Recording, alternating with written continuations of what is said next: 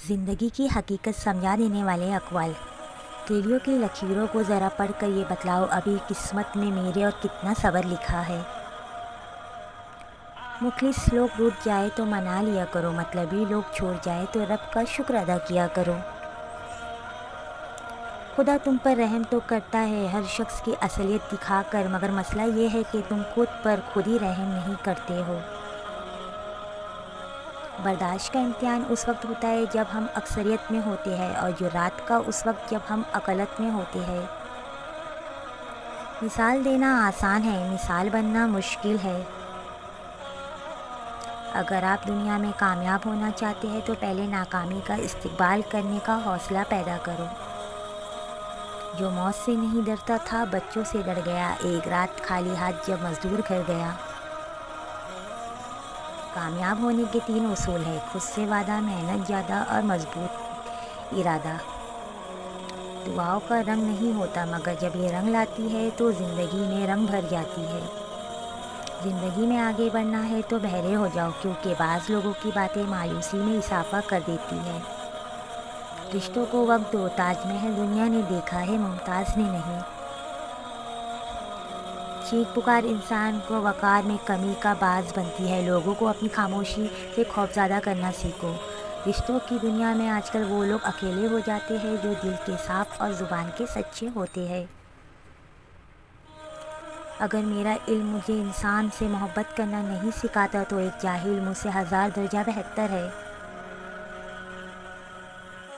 کسی شخص کا آپ پر بھروسہ کرنا آپ کے لیے باعث فخر ہے، اور آپ پر جب کوئی بھروسہ کرے تو کوشش کرے ان کا مان رکھے۔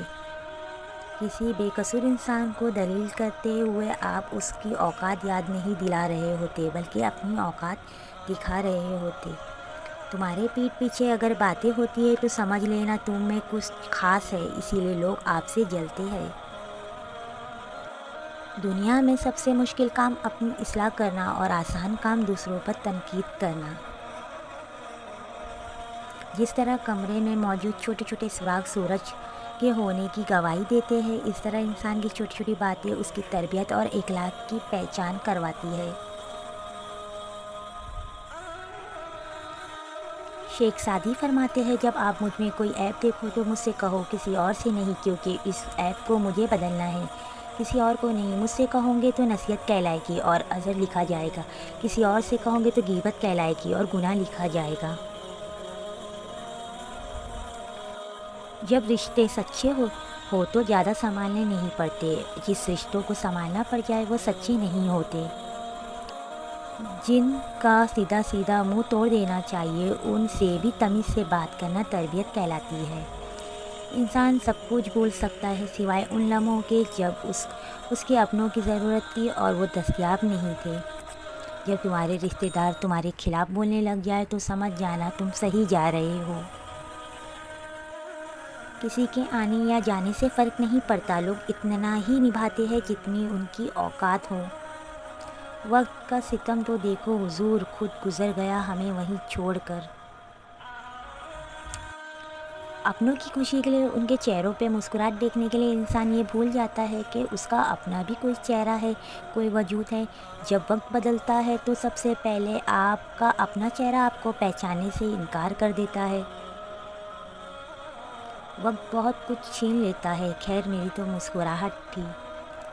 اے وقت کے لقمان ہے کوئی علاج میرا، مجھ کو میرے خلوص نے کئی بار دھس لیا۔